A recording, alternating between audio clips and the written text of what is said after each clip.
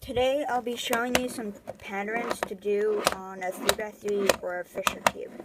So let's start with the checkerboard on a Fisher cube.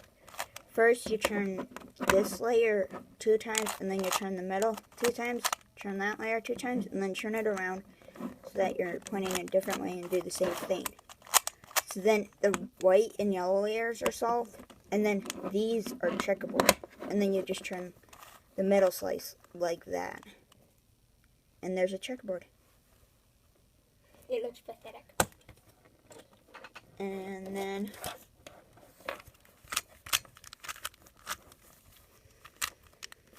I'm going to show you how to do a cube and a cube and a cube pattern on the 3x3. So you do that, that, that, that, that, that,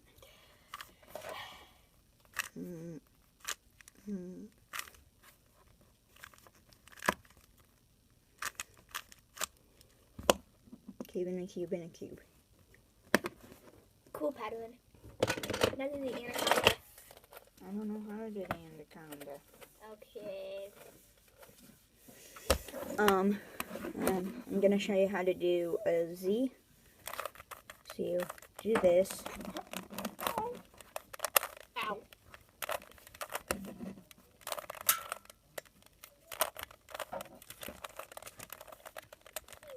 God, And then you go.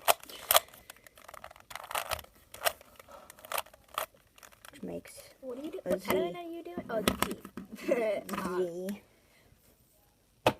And then, You said 3x3s only? Yeah. Mio cube. Oh, Is yeah. it 3x3? Do the dot in the middle on a Mio cube. No, dot in the middle on the Fisher cube.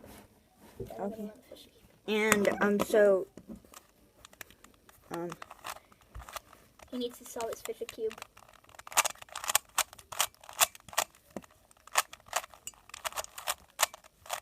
to do the dot in the middle, you just do, and bring the middle layer back up.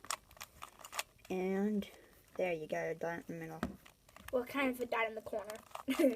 It's a dot in the middle. That's about it. That's all the pattern. Oh, There is one more pattern I'm thinking of. where is it? No, show the checkerboard on a mess of more things. Why not? And that's it.